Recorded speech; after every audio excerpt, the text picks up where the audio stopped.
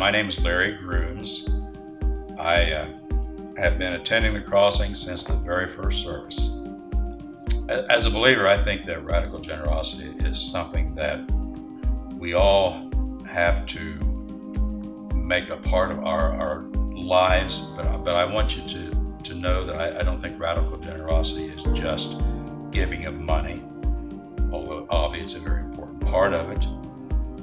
When the first was first established, deacons were ordained and given the task of ministering to widows and orphans.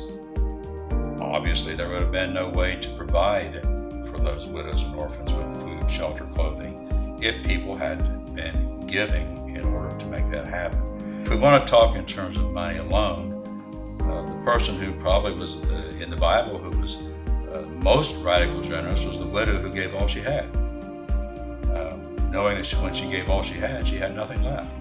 I don't think any of us has ever been that generous. But I think that God, if we knew God's thoughts, or if we knew his DNA, if he has DNA, I think that radical generosity is a part of his DNA. I think that he wants to give to his children, just like we as parents want to give to our children. It brings us great joy, and hopefully it brings them great joy in receiving it. So I think that in this particular time in the life of our congregation, I think God is giving us a great gift. And I think he's showing his extreme generosity toward us.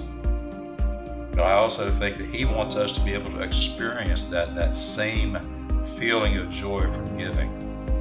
And I think as we now embark on this new journey with our own facility, that we have this opportunity to be generous givers.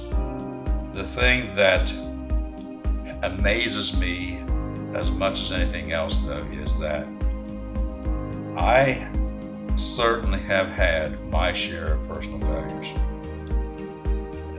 I'm not going to enumerate them for you.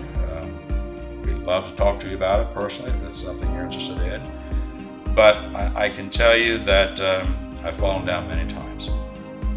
But throughout that, God continued to bless me. Why? I don't know. But he has. And I was able to achieve and do things never would have been possible under my own efforts. But he opened the doors for me. He supported me.